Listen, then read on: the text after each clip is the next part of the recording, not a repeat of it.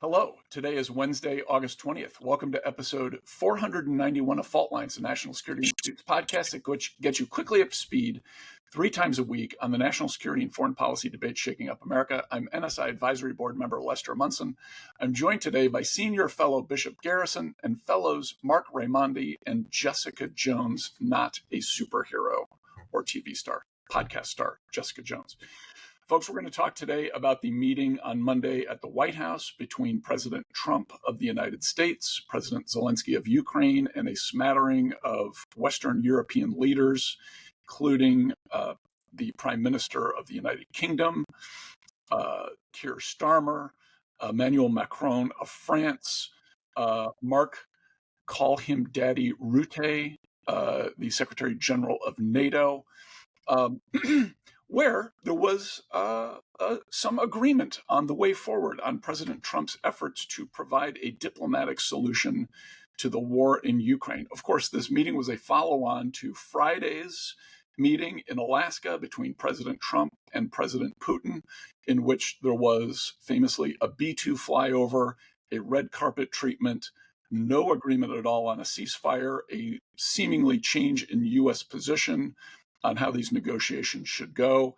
Then we're left with this Monday meeting between President Trump and President Zelensky, which was the kind of the featured attraction. Very different than an earlier meeting this year in which President Zelensky was treated poorly by President Trump and Vice President Vance and some others in the Oval Office. This time, much more harmonious. It was kind of interesting to see all of these European leaders sitting together in the Oval Office like it was a staff meeting, everyone getting along. I think that's what a lot of people wanted for Washington and NATO countries to get along during the Trump administration. Bishop, I want to go to you first here, interested in your take on this meeting. Was it a positive thing? Was it a constructive thing?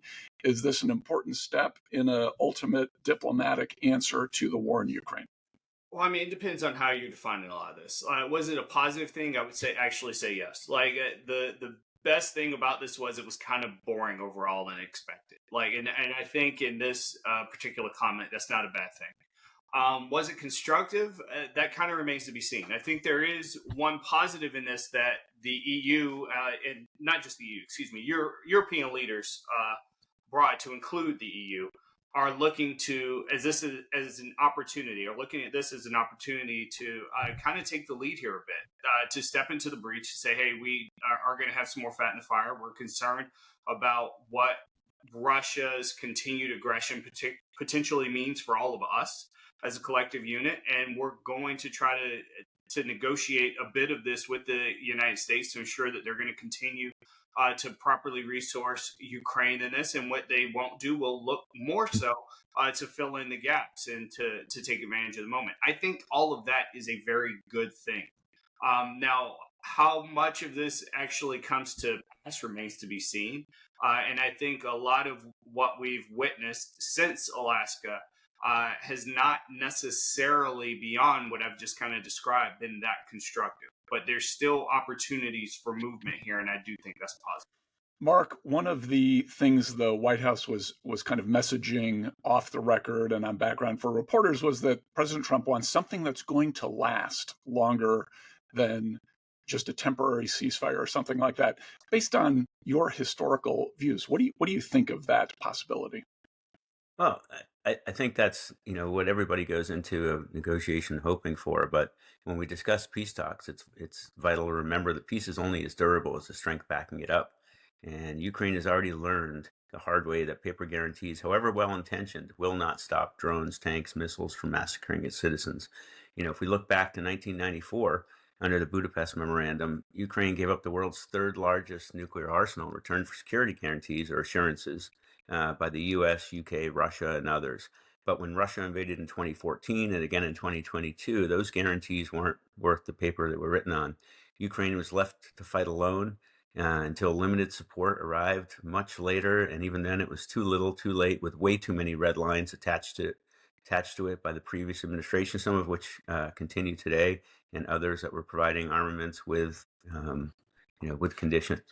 This is why Ukraine's long-term security can't hinge on the promises from outside powers, however well-intentioned. Allies have shifting politics, changing governments, competing priorities, especially ours. The one constant in this whole thing is Ukraine itself. To survive and deter future aggression, they really need to maintain strong alliances with the US and EU, but they also must maintain a formidable, lethal, well-trained, well-equipped force that's domestically sustainable. We're going to hear a lot of posturing as these peace talks go on, if in the event they do, from Russia about what Ukraine can and can't do with their military. I think that should be rejected outright by everybody involved. The strong Ukrainian military isn't a rejection of peace, it's the foundation of it.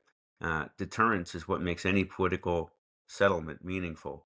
If Russia knows that Ukraine can defend itself, then future agreements have a chance to hold. Without that strength, peace would probably be temporary, with Russian aggression just lurking around the corner. So I think Russia or Ukraine should continue to accept allied support, but not rely on anybody but themselves. In the end, it's not accords or treaties or lofty promises that keep a nation free. It's the ability to defend itself and to make the cost to any invading force insurmountably high. Jones, you're a national security lawyer. What do you think? I'm interpreting Marc's comments to be, hey, might makes right. Don't rely on paper, on the most tissue thin of international agreements, which is the Budapest Memorandum, never submitted to the Senate, either as a treaty or even as an executive agreement.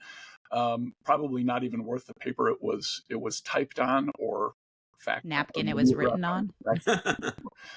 Jones, what do you think of the situation Ukraine finds itself in right now? So we talked about the Alaska summit on Monday and kind of the lack of surprise that there wasn't much that was like concrete that was announced. And I think that's the lack of, not surprising again, that there isn't really a concrete announcement that came from the European leader Zelensky and President Trump's sit down. President Trump called into Fox News yesterday and described his negotiation styles as more instinct than process. And so I think, there's been some discussion that it's hard to have negotiations on such a complicated, complex topic if you're not preparing, you don't know the historical background, you don't understand the red lines of the different parties going into the talks. And so, there have been talks about lack of knowledge of what Russia may accept in a deal or not. And so you have discussion after Friday of a NATO-like security agreement. And then you kind of have a walk back after the sit down on Monday where President Trump says, well, maybe we'll give air support, right? It's European troops on the ground in Ukraine, maybe air support. And you've got Russia quickly saying, we're not okay with that. And so there's already kind of a big delta. There's already a big disagreement. And that's just right out of the gate from what we're first hearing. And so instincts are great, but it's a little hard to see how we constructively move forward if there's such a big disagreement coming from the parties. And as much, as President Trump took a call with President Putin, or did a call in the middle of Monday's meeting saying like, we need to have sit down with Zelensky, Putin, and President Trump kind of moderating, you see Putin and the Russian government very quickly saying, we're not interested in that. And so it is hard. It's great that the European leaders showed a united front here in DC, that the Zelensky's meeting with President Trump did not kind of go off the rails like it did earlier this year. That's an improvement, to Bishop's point. But where we go from here, President Trump said we're early in negotiations. And I mean, it's August. It's not that early. This hasn't been solved in a day like he said it would. So I'm not sure the path forward. And into the fourth year. So it's not, there's that. All right. I'm going to perhaps irritate some of our listeners by saying I think there's more pressure on Putin right now than we're seeing reported. And I'm going to go back to some things that happened in the last few weeks. We saw the Trump administration impose secondary sanctions on India for buying Russian energy supplies. We saw President Trump get directly involved in peace negotiations between Armenia and Azerbaijan, which is right in Putin's backyard. Armenia, a critical kind of ally friend of Russia. This is not something that's good for Vladimir Putin's vision of Russia as a world power. We also now see open talk from the Trump administration about a U.S. military role, granted just air cover, not troops on the ground, but a U.S. military role in providing security guarantees for Ukraine.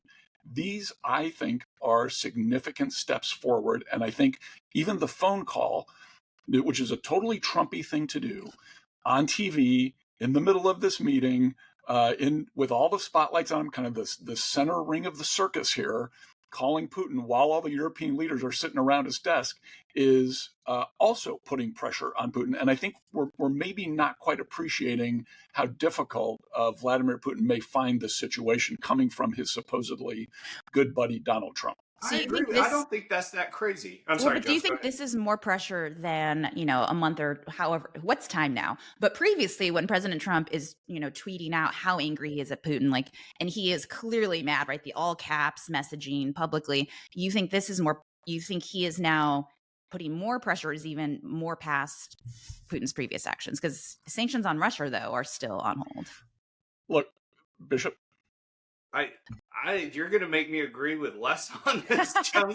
This is craziness. But yeah, all jokes aside, I actually agree. I think from what we're seeing publicly, the thing that really caught it for me, and we talked about this on Monday, was the fact that after Alaska, President Trump looked as though he was truly disappointed. There was something that was said or not said with Putin that indicated he realizes that this is not going to go the exact way he had hoped in terms of negotiating directly with Putin. So I think behind the scenes and very slowly, he's turning up the dial. I tend to agree with Les on this. And let me go back to one other thing, which is the role of Congress here. And I know I'm kind of Johnny One Note on this, but there is legislation in the Senate, bipartisan. Lindsey Graham is happy to talk to you all day about it. That would, and good for him, that would impose more draconian sanctions on Russia, along the lines of what Trump did with India, and really limit the ability of other countries to buy their energy supplies. This goes right at the heart of Russian strength. It's a gas station with an army. This goes right at the economics of the gas station. So if President Trump wants to turn up the volume a little bit here on the pressure, I think go to the Senate, talk to Lindsey Graham. Maybe the next meeting is with them to kind of talk about what this legislation looks like. That would send, I think, a very clear message to Putin that, hey, we're not messing around this time. Okay, that's a wrap. Thanks always to Kelly Crowley, Taylor Lane, Claude Jennings, and the NSI staff for their help in producing today's episode. Join us on Friday, August 22nd, for a fun Friday episode of Fault Lines, the National Security Institute's podcast that gets you smart fast on the national security and foreign policy debate shaking up America. We're now on YouTube. Check out our channel for a video of today's episode. If you like what you heard or saw, be sure to rate, review, and subscribe.